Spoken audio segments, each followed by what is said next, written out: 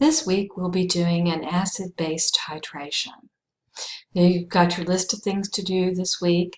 There's a titration PowerPoint that I lifted from the Chem 140. As you can watch, it has a couple of different methods to calculate the concentration of the acid.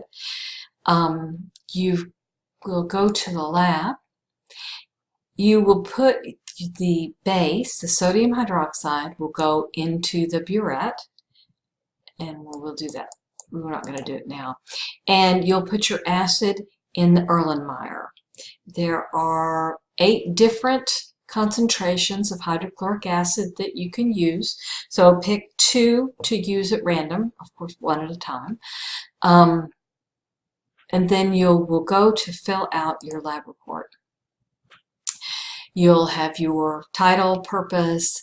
You need to write some background information. What is an acid? What is a base? What is phenyl? Why do we use phenolphthalein? And then you'll summarize the procedure, and then you're ready to write your data down. Make sure that you include which unknowns you used, so that you'll have space here to do 2. You'll need to write the volume of hydrochloric acid dispensed. This is the amount of the hydrochloric acid that you put in the Erlenmeyer.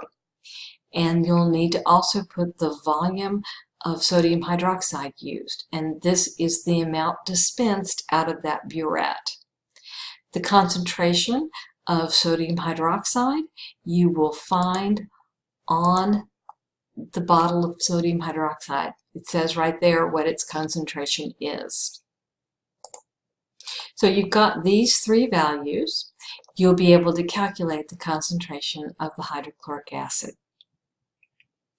Then you'll need to give me an average concentration. I'll show your work for one concentration calculation. Calculate the average concentration of hydrochloric acid. And you may omit one. Frequently when doing titrations, you'll overshoot at one time. You need to have at least 3 good trials, but you can delete one of them. You don't have to use all your trials. And then you'll go back and pick a different unknown. You've got a conclusion and some additional problems, and when you finish that, you are finished with the lab portion of this class. Congratulations.